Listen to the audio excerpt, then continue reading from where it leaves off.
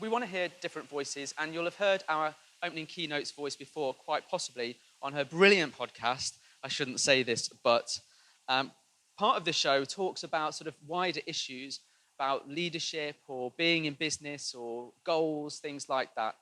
And Katie's experience of leading the team at Social Chain and now as CEO of Relentless Media really does give her the credentials to inspire you to think about your own style and your own purpose this morning.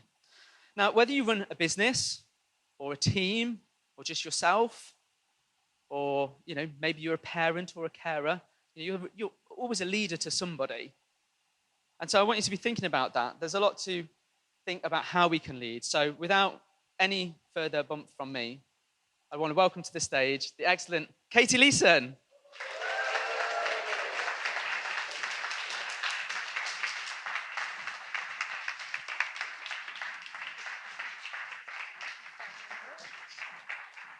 Thank you. Good morning. I was wondering what sound you were going to use, what music you were going to use for my entrance. Thank you so much, everyone, and thank you for having me, Paul. I am delighted to be here today. This talk has been inspired by a little bit by my own personal journey. So I left Social Chain after 5.5 years in April. And part of that was due to what I'm going to talk about today. And that is all around the pursuit of purpose, how we can find it in ourselves, and also if you're leading companies, how we find it in the workplace. And that's because, for better or worse, the pandemic changed not just how we work, but also why we work as well. And it gave us all that time to really sit and reflect about what was important to us, what was important in the way that we work, and what was important in how we work. And there was a few factors that contributed to that. The first one was the rise of remote working. We've all found pros and cons from remote working. You can get your washing done. You can go and pop out and do a shop at lunchtime. But also there's been some downsides to that in terms of how to solve problems in the workplace. They sometimes take a little bit longer if we're all working from home. How do we create culture while we're all working from home? There's been a shift in mindset. What's important to us? What's the kind of work that we want to be doing? And how do we want to be doing that? And who do we want to do that for? And then movement. There's been quite a lot of movement in the last 2 years, including companies that can pay have been increasing their pay for opportunities. So there's been an opportunity for increased pay. And also something that I definitely felt like I had was burnout. Trying to manage everything whilst navigating through a pandemic has created this level of burnout for us all. So it's something that we've all got to be considerate of. And that's led to this thing that I've coined the pursuit of purpose. So what is purpose? Purpose is, it can guide your life decisions, it can influence behaviors, it can shape goals, offer a sense of direction, and create meaning. Has anyone else felt like that sort of thing's been on the top of their mind in the last 2 years? Brilliant. Having that time to really think about what makes us tick and what makes us happy has led to something that is being named the Great Resignation. Now, you'd think that the Great Resignation is actually something that's going to impact boomers, people that have had time at home and thought, right, now I can retire and it's the time for me to go. But really interesting facts from the Great Resignation is that the biggest area of movement is coming from millennials and Gen Z. So the younger generation are really thinking about what they're getting out of work, what the companies are offering them in terms of culture, and then also where they want to work and who they want to work for. So for me, this was really insightful as a leader of a business, because it makes me think about what do we need to be doing in order to keep them. Why are we quitting? And I say we because I've quit and started something new. None of these reasons, by the way. Toxic company culture is cited as the biggest reason. This was from a survey from Flex Jobs. It was around 2,000 people that got surveyed. So toxic company culture was the main reason. Low salaries, poor management, lack of healthy work-life boundaries, which again, through the pandemic, I think we've all got to recognise that we've crossed a little bit of that. and not allowing remote working. So those companies that have gone fully back to office-based working is making people think about where they want to work. All that in mind, what I want to talk to you about today, it's not all doom and gloom, is how do we find our pursuit of purpose, whether you are leading a business or whether you are working as a consultant or as a freelancer or as your own company. There are 5 things that I want to talk to you about today about how we find this pursuit of purpose. And they are having clear personal values is really important, setting clear goals, ensuring good communication throughout you, your team, your clients, building a team of people that is based on trust and respect, and then the importance of empathy as well. So I'm going to go into each of these in detail, and there will be a little bit of a workshop as well while we go along. The first one is having really clear personal values. I started my podcast about 4 years ago, and one of the main things that came out of that from every guest that I had on is that they knew their values, they knew what made them tick, and they really knew what their drivers were. Before that, I hadn't even thought about them. It wasn't even something that had crossed my mind, and I didn't know what it was that made me excited about the work that I was doing. And it's really important to understand your values. This is the culture iceberg. I don't know if anyone's seen this before, but this is quite important for companies. So within culture, there are a very small amount of things that are actually observable. So your practices and your behaviors at the top of the iceberg, the things that you can see day in, day out. But actually, about 90% of what makes culture within a business are the things that are non-observable.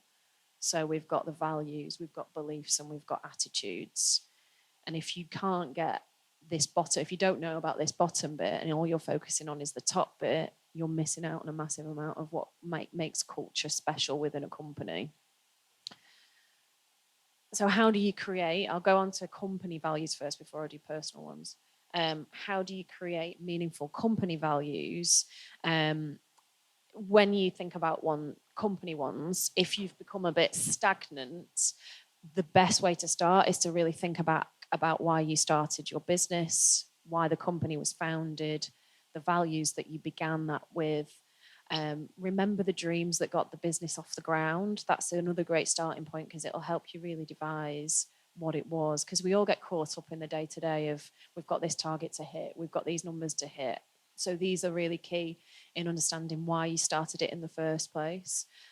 What goals are the teams trying to achieve? Listen to the teams, understand what they want to do and how that helps you reach your goals. Asking the team about what makes the business special, that is really insightful. So if you sit down with each team member and say, what makes this business special? What's good, but how can it be better? You get a really clear picture of what the company values and culture's like at the moment, and then how you can make it better in the future. And then ensure that the values are actively practiced and talked about. Make sure they're not just words on a wall. I think we've all been in companies or experienced companies where they're plastered on a wall. I did work for one company where it was people first, better results. And it wasn't lived. And as soon as anything happened, everyone was like, people first, better results never happens. So don't underestimate the importance of actually following through on the values that you create. So that's a little bit on how to make meaningful company values, but now I'm going to go on to how to make personal ones. In order to find your personal values, you really need to start with your why. So what is it that makes you you? If you've ever seen Simon Sinek, he talks a lot about this. It's an incredible book. It really is very insightful. And I'm going to start with a little bit of an exercise with you that you can do to take away, or you can do it in the break, and then we'll go through another one of actually how to find your values. Has anyone actually ever done a find your values exercise? Does anyone know? Okay, brilliant. Not many. So there's a few that can learn. As I say, once I found my values, it became so insightful and really helped me push me into areas that I wanted to be working in. So for things to take away today, the exercise that I want you to really think about is what can you create a vision board or Pinterest page, or use your Instagram to follow people that follow this sort of thing, and then your Instagram algorithm will copy that with what represents you, what represents your home, what represents your family, your hopes, your dreams, your travel, your prospects, your projects. And then that will kind of give you a bit of a guide in terms of what makes you tick. And then also, what are your aspirations? Spend a bit of time thinking about what your aspirations are. Who do you look up to? Who's doing it really well? And who do you want to watch, read, and follow?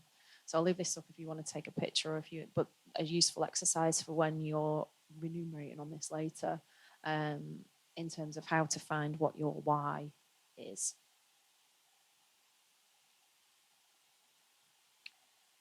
But today, and I'm hoping if you want to get up and see this a little bit better, because I'm going to do this exercise with you, this is how I found, I'm going to spend a bit of time with you now, finding your own personal values.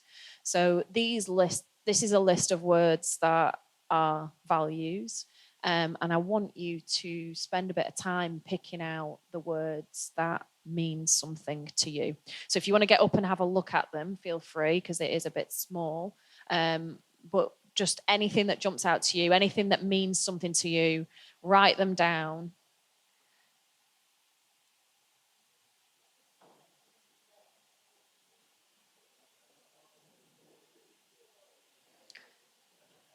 I'm going to give you about 5 minutes on that. The next part of how to use those words is to group them together in a way that makes sense to you. So the way that it's been done on this is they've made 5 brackets and they've grouped the words together that make sense into groups. So I want you to spend a bit of time now, a couple of minutes, just using those words that you've chosen and grouping them together in a way that makes sense.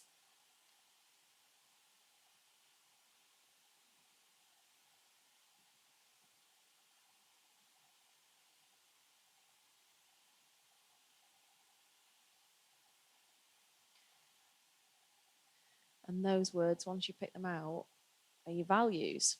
So it's great to have those, but there's one step further that I think where, if you've done your values before, this is the bit where I've missed it a little bit and I've not been able to use these words in a way that makes meaning. So the final part, and really to wrap this up in terms of values, and mean that you can take this away and start using them and thinking about them when you're coming up to any sort of challenge or any decision, is make it into an action that you can work towards. So here we've got, from that list before, live in freedom, seek opportunities to make a difference, act with mindfulness, promote well-being, multiply happiness. And that'll guide you in the actions that you take, and it'll make you feel like you truly live in your purpose. So I'll give you a couple of minutes, and then if anyone's brave enough to want to put their hand up and give us a couple of examples of their values, that would be amazing.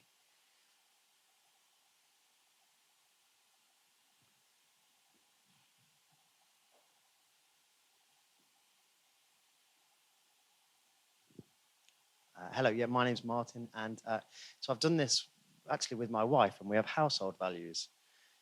And our household values are humour, togetherness, curiosity, and the Danish concept of hygge. And our action is having a nice time. Brilliant, thank you. I like the household values as well. Does anyone else want to share their workings? Anyone else brave enough?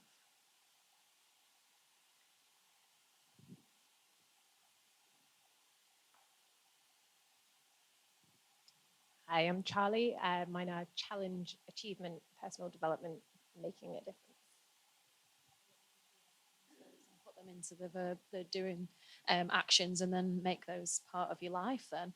So mine are, I'm all about care. So I've got to care for what I'm doing and the team that I'm working with. I have to find fun in the work that I do.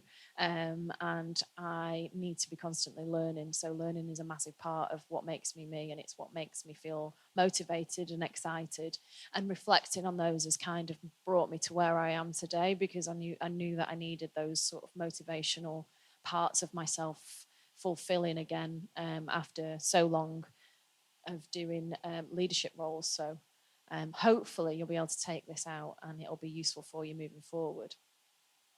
The second thing about how to find pursuit of purpose in 2022 is all about setting goals. And I don't know how many of you in this room, I'm sure you do know about OKRs. They're incredibly useful. It's a really good management method for aligning teams and shared goals and outcomes. How do you set OKR? It's actually founded by Google.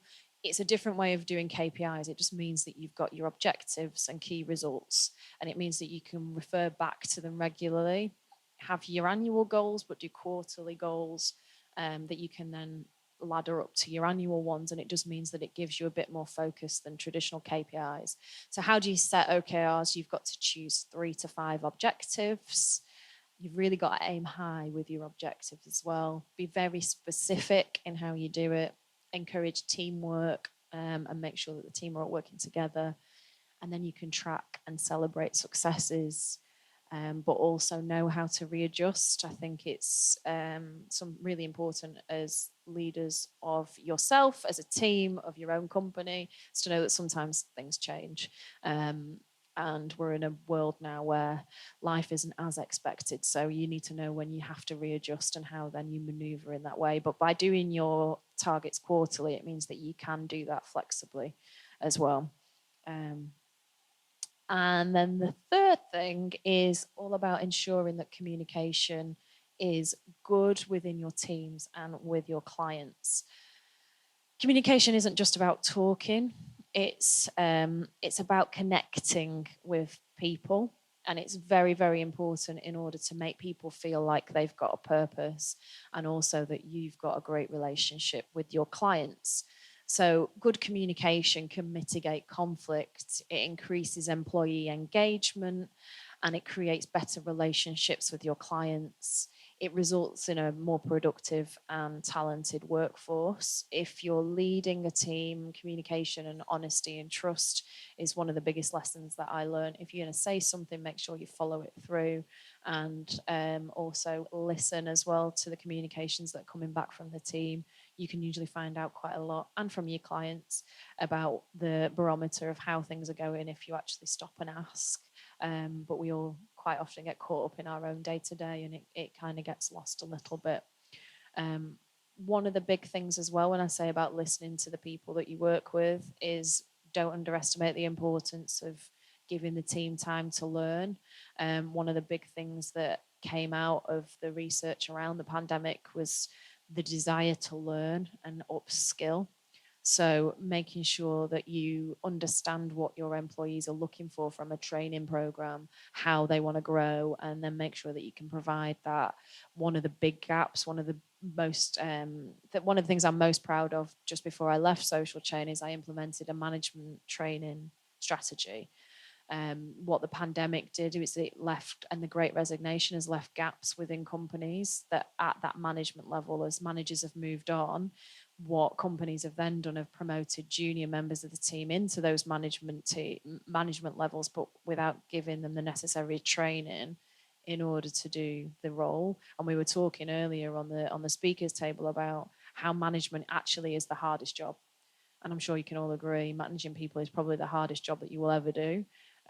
So in order to make people succeed in that, it's what everyone wants to do. Everyone always says, I want to be a manager, I want to be a manager, but the realities of it, it's pretty rubbish, isn't it?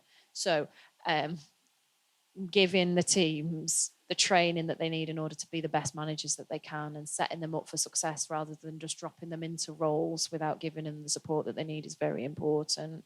And that's where we're talking about this increase in internal mobility. I think it was LinkedIn have done a study on it, and I think there's been a 37% increase in internal mobility in the last year, which is quite a big movement as well, from people moving out and people moving up, which is about 20% higher than it was during 2019. So really considering the teams that are in place, building a team or a client list that's based on respect. Respect is really important within making you feel like you've got a purpose. So respect actually reduces stress. It's got a really key role in reducing stress. It increases that collaborative nature and productivity, and it means that people are happy to share ideas, come forward with ideas, feel like their ideas are valued. And I'm a big believer in getting information from every aspect of a business or every part of a client, because ideas shouldn't just come from the top. The way that we built Social Chain was based on a model of having experience and experts. So we were built from a group of teenagers who made social pages in their bedroom. The way that we grew the business was by keeping that at the heart of the business strategy, but also implementing experts who'd worked in marketing at different levels in different places in different areas to help bring their knowledge forward in terms of how to deal with clients, how to do strategy work. But we could never know social better than those kids in their bedroom that had created pages with thousands and thousands of followers. So never underestimate the respect that you give to those people in order to grow businesses. And honestly, I think that's probably one of the reasons why Social Chain has done so well, and it's grown so much, is the secret sauce of having experts and experience in the same room, but that mutual respect of what each other can offer. We actually implemented reverse mentoring just before I left. So I, for example, could learn about paid media advertising on social if I wanted to, and then the paid media person could learn about leadership from me. And again, that kind of creates that respect that everyone's knowledge is valued within a company. So respect is incredibly important in making people feel like they're part of something and they've got a purpose within the company. The ways to do that is personalize how you do things. Everyone's an individual, and I think we've learned that to an even greater level in the last couple of years. We all have had to deal with the pandemic in a different way. So whether that was you working from home and you're dealing with homeschooling, whether that's you're working from home and you live on your own, or whether that's you're starting out in your career and you're in a flat in the centre of Manchester without a window, like without a balcony, and you're having to navigate that. What we're dealing with is like everyone's individual circumstances that impact the way that they show up to work. So in terms of how to deal with respect, it's understanding that everyone does have individual needs. We recognise that at Social Chain, and pre-pandemic we were giving everyone gym membership.